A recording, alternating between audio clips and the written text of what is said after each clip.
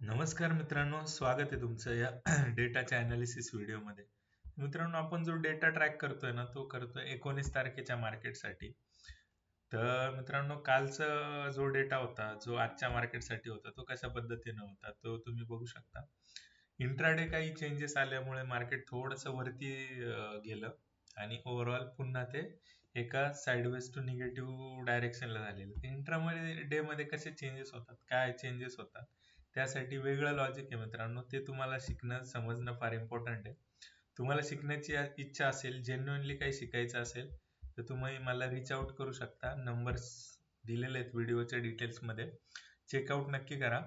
तर डेटा जो आहे तो उद्यासाठीचा 19 तारखेच्या मार्केटसाठीचा जो डेटा आहे तो थोडासा साईडवेज आहे, निगेटिव्ह साईडला. ओके.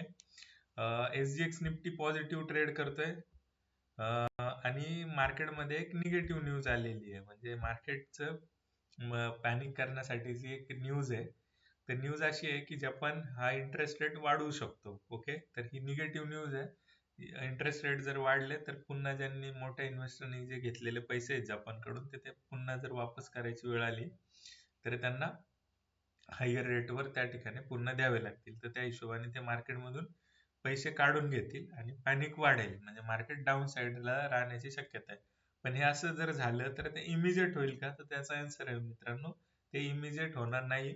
त्याला थोडासा वेळ लागू शकतो. तर अशा हिशोबाने मार्केट जे आहे ते साईडवेज राहण्याचा प्रयत्न करेल उद्या. ओके.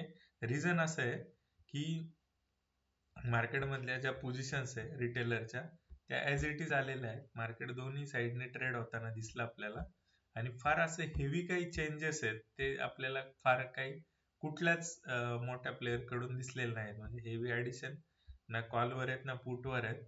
ओव्हरऑल पोझिशन ज्या आहेत ॲज इट इज कॅरी आहेत. रिटेलरच्या ज्या पोझिशन्स आहेत त्या 1 लाखाने ऑलमोस्ट थोडेसे कमी झालेले आहेत. ओके. आणि FIs ऑलमोस्ट आहे तिथेच आहे.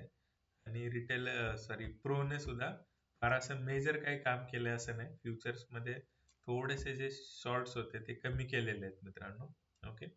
आणि पुट शॉर्ट्स आहेत ते वाढवले, तर त्याचा असा फार वेगळा सिग्निफिकन्स नाही आहे.